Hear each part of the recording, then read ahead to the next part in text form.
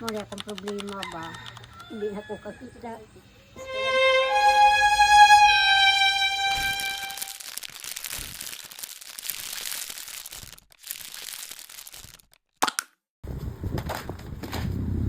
Puntahan natin ang dalawang pamilya na kung saan hatiran natin ng kunting tulong. Sila Nanay Auring at Kuya Jory. Sino si Nanay Auring at sino si Kuya Jory? Ang una naming puntahan ay si Kuya Jory. Napag-alaman namin na iniwan siya ng kanyang asawa at sumama sa ibang lalaki. Meron siyang 8 anak. Nakakalungkot ang kwento ng buhay niya. Kaya hindi muna ako magseryoso ngayon dito. Ayun, ay taga DSWD.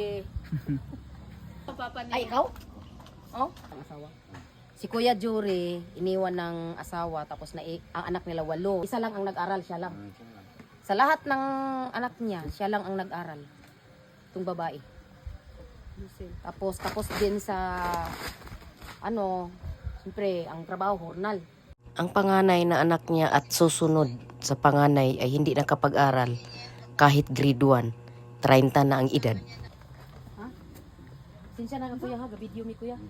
Kay tungod sa akong video post, na ay tao nga gusto nga mo tabang sa mga. Napakahirap ng buhay nila dahil bilang ulo ng pamilya. Hindi niya lahat maibigay sa kanyang mga anak dahil may sakit din siya. Sa 8 niyang anak, isa lang ang nag-aaral at ang isa ay nag-asawa na. Dahil din sa hirap ng buhay. Baka sa kanyang mukha ang kalungkutan pero hindi siya nagpapahalata. Sanay na silang makipaghalubilo na para bang normal kahit napakabigat ang daladalang problema. Kwento niya sa amin na ang 2 bunsong anak niya ay hindi rin nag-aaral, 11 years old, pero grade 2 pa rin ang grado niya. Wala siya kahuman sa grade 2. Bala nang magbalik sa Ay, grade 1. balag mag-grade to siya. Or grade 2, dawaton sa grade 2. Dapat magkikistorya ka maestra ba? Maals na, Dawaton lang siya. ma-accelerate man na. Abalo ka isang basa. Pag gila ka basa gid. O, biskula, bala, biskula ako sa sugod. Biskula, kuya, bahala. Sige lang kaya pag ko gamutan na. Tudlo is Kaya gano ang income araw-araw? Araw-araw ang hornal, hindi. Dili po, di po araw-araw. Ngay lang sa semana, malang ngay kuduha. Di, tagpilang araw. 300. 600 lang, isa ka Oh. linggo.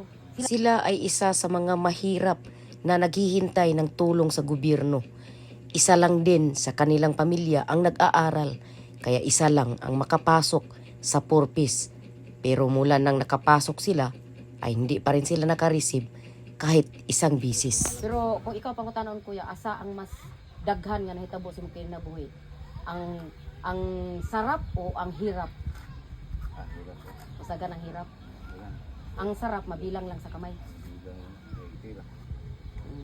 Naami dala kuya kay na may sa mua nga syempre kanang may nagtabang sa kuan amiga sa Facebook, sponsor og gamay nga halaga. Pero pwede siya matulong sa ibang tao. So kamo ang among napili namin kayo nabigyan. So may bit-bit kami na ito kuya oh. Ito, 5 kilo, 5 kilo yan. Kasi ito pa. Ito oh. Sali na pangtawid gutom lang kuya. Mga ilang araw. Oo. So, yan siya, binigay yan sa aming kaibigan sa Facebook. Gusto nilang makatulong sa inyo. Gusto, pwede rin ninyo siyang pasalamatan. Ang pangalan niya si Mami Nini Inyat. So, hindi ka makikistorya ari ay, cellphone.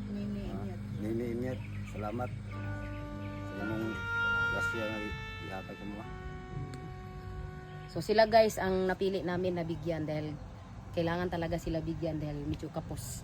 Tingnan nyo ang dito lang sila nabubuhay. Ang araw, minsan wala pa. Pagkasyahin, mga anak niya hindi nakapag-aral. Siguro sa kapos din ng pera kay siyempre may bayad sa school. Tapos matanda na sila, hindi nakapag-aral, bulihin. Takot sila sa bully. No? Pero paralin mo lang yung kapatid mo. Yung maliit. So, ito siya, kuya, may gatas dito. May sabon, ito sapay, tapos noodles, tapos sardinas, may kape, may asukal sa ilalim. So, alam namin na yun yung pangunahing madali ninyong kainin kahit tawid-tawid lang, no?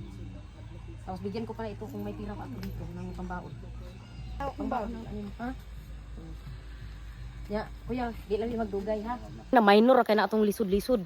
Sila yun, kay lisod kaayo. Sana makatulong sa kanila ang konti naming bitbit para pantawid gutom sa mga taong nangangailangan ng tulong. Abangan ang susunod na post ko tungkol sa kwento sa buhay ni Nanay Auring. Kinsa ulo